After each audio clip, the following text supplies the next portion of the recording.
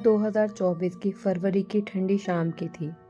दिल्ली की भागदौड़ से दूर 4 दोस्त, 2 कपल, आरव और नंदिनी, कबीर और सिया ने पहाड़ों की एक लंबी ट्रिप प्लान की। सबने सोचा था कि बर्फ से ढके पहाड़, शांत वादियाँ और जंगल के उनके रिश्तों में नई ताजगी भर देंगे। उन्हें क्या पता था, यह सफ़र उनकी ज़िंदगी का सबसे डरावना अनुभव बन जाएगा। सुबह चारों लोग कार से निकल पड़े। रास्ते में हंसी मजाक, गाने और पहाड़ी ढाबों पर चाय, सब कुछ फिल्मी सा लग रहा था। जैसे जैसे वे हिमाचल की ऊंचाइयों की तरफ बढ़ते गए, मौसम ठंडा और रास्ते सुनसान होते गए। शाम होते होते वे एक छोटे से पहाड़ी गांव के पास पहुंचे। उनकी होटल की बुकिंग पास के एक पुराने कॉटेज में थी। गांव के एक बुजुर्ग ने उन्हें चेतावनी दी, बेटा रात को उस जंगल वाले रास्ते में मत जाना, वहाँ कुछ अच्छा नहीं है। चारों ने इसे एक पुरानी पहाड़ी कहानी समझकर हंसी में उड़ा दिया। कॉटेज पहाड़ की ढलान पर बना था, लकड़ी का बना था। चारों ओर घना जंगल, हवा चलती तो खिड़कियां खुद ब खुद खड़कती। अंदर सब कुछ ठीक था, लेकिन एक अजीब सी ठंड थी जो हड्डियों पर उतर जाती। पहली रात सब ठीक रहा, लेकिन आधी रात को सिया की नींद खुली। उसे लगा जैसे कोई खिड़की से बाहर खड़ा है। उसने पर्दा हटाकर देखा, एक सफेद साया पेड़ों के बीच खड़ा था। वह चिल्लाई, कबीर, शायद बाहर कोई है। कबीर ने बाहर देखा, लेकिन वहां कुछ नहीं था। उसने कहा, तुमने शायद सपना देखा होगा। लेकिन सिया की धड़कनें तेज थी। अगले दिन वे पास के ट्रैक पर गए। जंगल के बीच एक पुराना टूटा हुआ मंदिर था। वहां एक अजीब सी शांति थी। अचानक नंदिनी को लगा जैसे कोई उसको पीछे से चल रहा हो। उसने पीछे मुड़कर देखा, कोई नहीं था। मंदिर के अंदर एक पत्थर पर खून से जैसे लाल धब्बे थे।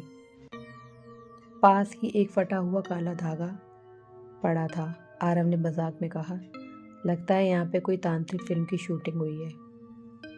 लेकिन तभी हवा तेज चली और मंदिर की घंटियां खुद ब खुद बजने लगी। चारों घबरा गए और वापस कॉटेज लौट आए। रात के करीब 2 बजे अचानक दरवाजे पर दस्तक हुई। सबकी नींद खुल गई। आरव ने दरवाज़ा खोला, बाहर कोई नहीं था, लेकिन ज़मीन पर गीले पैरों के निशान थे जो अंदर की तरफ आ रहे थे। दरवाज़ा बंद करते ही बिजली चली गई।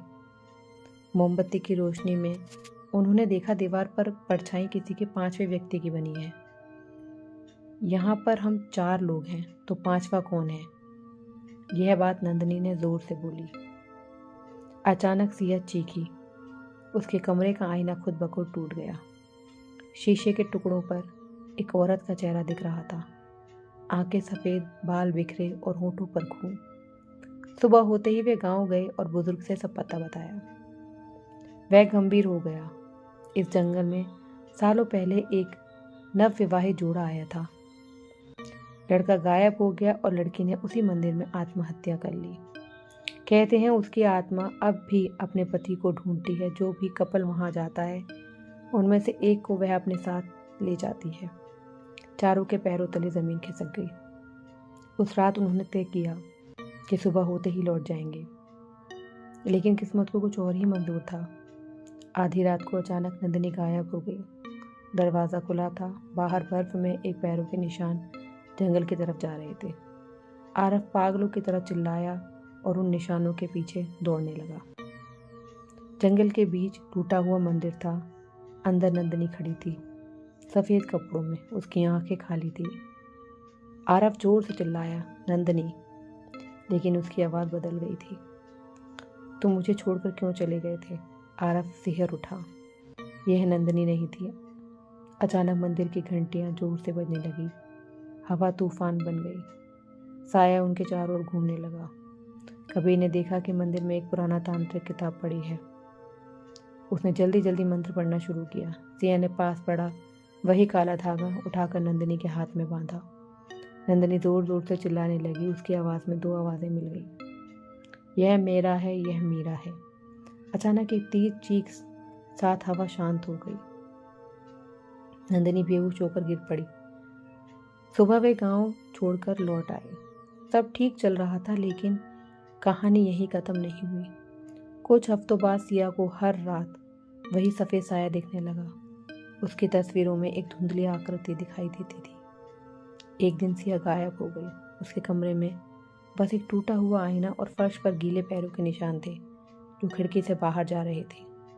आरव और कबीर ने कभी फिर पहाड़ की तरफ रुख नहीं किया। कहते हैं उस पुराने मंदिर में आज भी रात के समय एक औरत की चीख सुनाई देती है और जो भी 2 कपल वहाँ घूमने जाते हैं उनमें से कोई एक वापस नहीं आता।